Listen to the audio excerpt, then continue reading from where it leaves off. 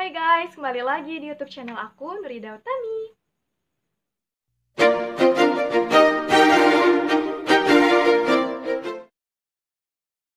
Oke, jadi di video kali ini tuh aku akan bahas tentang tips belajar UTBK Soshum dan cocok juga untuk teman-teman yang linjur dari IPA ke Soshum ataupun yang memang ingin mengambil jurusan kuliah khusus Soshum di UTBK nanti.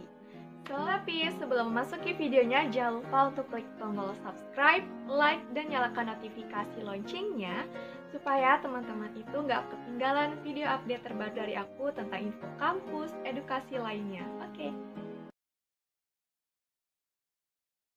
Tips yang pertama, sebelum kita memulai belajar tentang Soshum, yang pertama yaitu adalah jangan merasa terpaksa ataupun tertekan, karena apalagi yang newbie ya, baru memasuki di dunia Soshum, pasti akan merasakan sensasi ataupun nuansa terbaru yang mungkin belum pernah kalian pelajari sebelumnya, yaitu adalah peralihan dari yang namanya menghitung. Kan biasanya saintek tuh menghitung. Nah, sekarang kalau di Soshum itu lebih banyak untuk membaca, memahami, dan mengingat materi-materi misalnya sejarah, terus juga sosiologi yang berkaitan dengan kehidupan manusia ya, sehari-hari, interaksi sosial dan lain sebagainya. Terus juga ada geografi tentang kebumian dan lain sebagainya, terus ada juga ekonomi. Yang penting kalian tuh tetap enjoy, jangan ngerasa pressure banget di diri sendiri. Pokoknya tetap ya diniatin lah ya ingin belajar Soshum, karena memang bisa jadi itu adalah jurusan yang cocok untuk kalian sendiri saat kuliah nanti. Makanya aku ingetin di awal, kalau mau belajar Soshum itu jangan ngerasa tertekan. Pokoknya buatlah suasana belajar kalian tuh menjadi menyenangkan, apapun itu, dengan cara apapun yang kalian lakukan. Terus kita juga itu nggak boleh yang namanya ya gimana ya, aduh pesimis duluan nih karena yang mau masuk jurusan Soshum itu terlalu banyak, sedangkan kita sendiri tuh belum mencobanya, saya belum terjun langsung ya, gimana gitu. Makanya aku mau ngingetin teman-teman harus tidak boleh mempressure diri sendiri, dan juga mau belajar, intinya itu kalau kita mau belajar pasti bakal bisa kok. Oke, semangat! Tips yang kedua adalah kita yang namanya mau belajar Soshum harus punya yang namanya buku-buku untuk belajar UTBK. Kalian bisa mempersiapkan berbagai jenis buku yang kalian sukai deh, mau pilih The King atau SKS IPS atau Wangsit atau yang lainnya, itu bisa kalian pilih untuk sebagai bahan belajar ya di UTBK, terutama di jurusan Soshum. Terus kalau misalnya kalian belajar bisa ditambah ini, misalnya ikut bimbel online ataupun bimbel offline, itu tuh basing ya, terserah. Yang penting kalian itu tidak hanya sendiri belajarnya, tapi punya panduan ataupun patokan deh, kamu tuh belajarnya pakai buku ini gitu. Yang ketiga tipsnya adalah sebelum nih, udah tadi kan ada step 1, 2, nah sekarang yang ketiga tipsnya, kalian tuh belajar materi Soshum dimulai dari dasarnya atau basicnya. Kalian tuh lihat nih di buku-buku Soshum, bab 1, bab 2 di awal-awalnya tuh kira-kira belajarnya tentang apa aja. Jadi kalian bisa memetakan sendiri, oh sosiologi tuh awalnya belajar misalkan tentang interaksi manusia ataupun interaksi sosial ya. Itu ada juga mungkin yang lain-lainnya, terus sejarah, misalnya ada proklamasi kemerdekaan, ada juga tentang sejarah kerajaan Indonesia ataupun tentang dunia gitu kan. Nah, kalian tuh tahu nih dasar-dasarnya tuh awal mulanya tuh gimana. Jangan asal langsung belajar di pertengahan ataupun kalian basing lah mau belajar yang mana aja. Nah, itu tidak disarankan untuk bagi yang pemula dalam belajar Soshum. Perlu kalian tahu juga, untuk belajar Soshum di UTBK ini kalian perlu melihat kisi-kisi UTBK Soshum di tahun 2021 ini. Bisa kalian lihat juga mungkin di internet, ataupun kalian melihat nih soal-soal tahun lalu, kira-kira yang biasa keluar di ujian UTBK Soshum itu apa aja. Jadi kalian tuh punya gambarannya. istilahnya tuh jangan belajar semua materi ya, istilahnya yang penting-penting aja deh yang biasa keluar saat SBMPTN.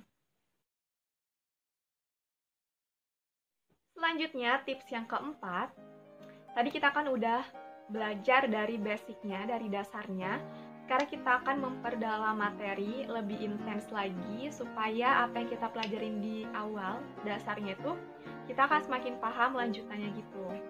Nah, dari situlah kita akan bisa lebih mudah, terus juga ketika nanti ada soal, kita tahu asal-usul awalnya itu gimana, terus kita akan perdalam lagi materinya. Bahwa soal-soal UTBK SBMPTN itu tingkatannya udah yang hot, high order thinking skill, artinya udah level tinggi. Jadi bukan kalian kayak di SMA dulu, misalnya pengertian ini adalah apa gitu.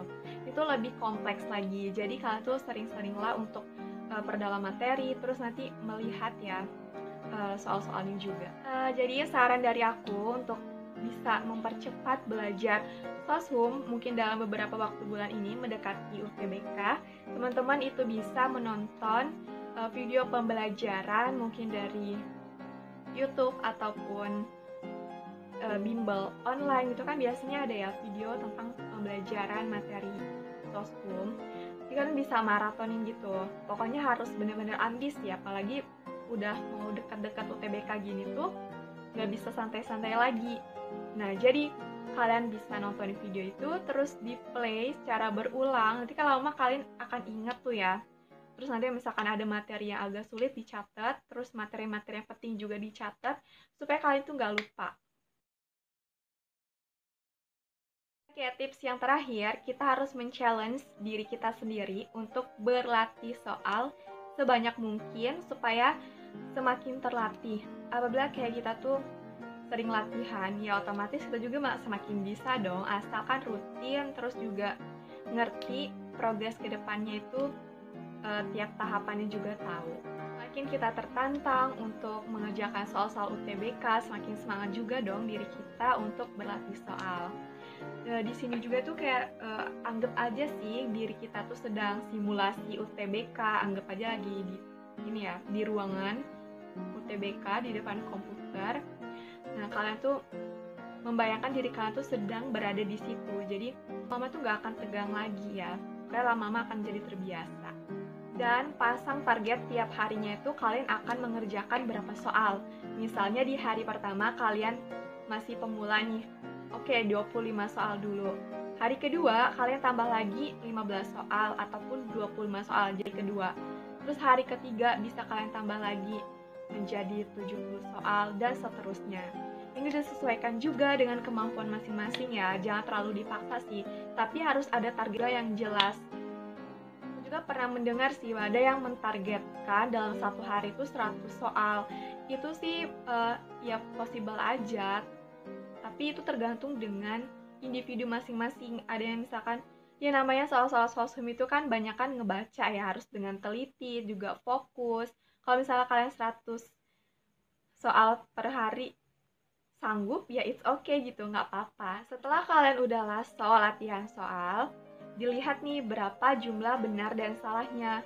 Kalau misalkan masih banyak yang salah, berarti harus dilihat lagi pembahasannya, terus direview lagi materi-materinya yang ngebuat kalian tuh salah di mananya. Supaya satu TBK kalian nggak merasa kesulitan, bahkan jawaban kalian akan benar semua. Good luck! Ya, ada tambahan sedikit bagi pemula dalam memasuki dunia SOSHUM, newbie. Kalian bisa di awalnya tuh jangan terlalu terburu-buru dalam mengerjakan latihan soal. Jadi bisa dilihat-lihat dulu, diamati, kira-kira bentuk soal dari SOSHUM itu seperti ini. Dan misalnya kalian juga masih ngerasa kesulitan, boleh kok dibuka bukunya, materinya, dicari pembahasannya. Nah, di sini untuk pembagian waktu dalam belajar SOSHUM, aku contohkan itu kan dalam 1 bulan ada 4 minggu. Nah, di keempat minggunya itu dibagikan materinya ada sosiologi, geografi, sejarah, sama ekonomi. Boleh nih di minggu pertama, itu kalian belajar sosiologi dulu, karena tidak terlalu sulit ya, maksudnya bisa kalian pelajari dengan mudah. Apalagi kan sosiologi itu berkaitan dengan kehidupan sosial masyarakat sehari-hari, pasti kalian juga tahu. Terus mungkin yang kedua, kalian bisa untuk belajar sejarah. Itu ya kalian pelajari lah, pasti pernah dong di SMP, bahkan di SD juga tuh udah pernah belajar tentang sejarah proklamasi kemerdekaan, BPUPKI, PPKI, dan lain-lain. Terus yang ketiga, kalian belajar ekonomi, ya berkaitan dengan uh, ya nanti kalian sendiri lihat materi-materi ekonomi. Dan terakhir kalian belajar geografi. Kenapa sih kalian tuh harus belajar geografi di akhir? Karena menurutku tuh materinya lumayan banyak dan pembahasannya tuh bisa juga ini ya, harus dipahami secara detail, apalagi tentang kebumian, tentang awan, stratus, terus cumulonimbus dan lain-lain. Pokoknya ya sebenarnya nikmatin aja sih, sebenarnya tuh seru belajar tentang hal-hal itu, asalkan diniatin dulu. Oke, itu aja yang bisa aku share ke teman-teman tentang tips belajar UTBK Soskum. Apalagi bagi kalian yang lintas jurusan dari IPA ke Soskum. Tips ini bisa kalian terapkan mulai dari yang awal sampai yang terakhir ya. Pokoknya ikutin aja langkah-langkahnya. Dan bagi teman-teman yang memang menonton video ini baru mulai belajar Soskum, ya bisa dipersiapkan secara matang. Terus kalau misalnya ada yang mau ngebut nih, mau maraton belajar Soskum, boleh banget sih sebenarnya ikutin tips ini. Tinggal kalian menyesuaikan dengan waktu, dipercepat juga ya. Tapi sebenarnya kalau belajar Soskum itu nggak bisa buru-buru ya. Karena kan materinya banyak, terus butuh waktu juga. Misalnya kalian juga capek atau lain sebagainya kan. Tapi tidak disarankan sih untuk terlalu terburu-buru. Tapi kalau misalkan memang waktunya udah mepet gitu ya, ya udah lakuin aja gitu, asalkan progres kalian itu nanti di akhir ada. Terima kasih telah menonton video dari aku, semoga ini bisa bermanfaat. Dan kalau mau tanya-tanya, boleh tulis di kolom komentar. Pokoknya tuh aku ngebacain semua komentar kalian. Pokoknya tulis-tulis aja mau pertanyaan seputar UTBK, Soskum, dan lain-lain, tips belajar. Boleh tulis di kolom komentar ya. Aku sangat senang kalau misalnya kalian itu memberikan argumentasi atau kita mau diskusi di situ, boleh banget. Dan nyalain notifikasi loncengnya ya, supaya kalian tuh nggak ketinggalan video update baru dari aku. Terima kasih, see you next video, dadah!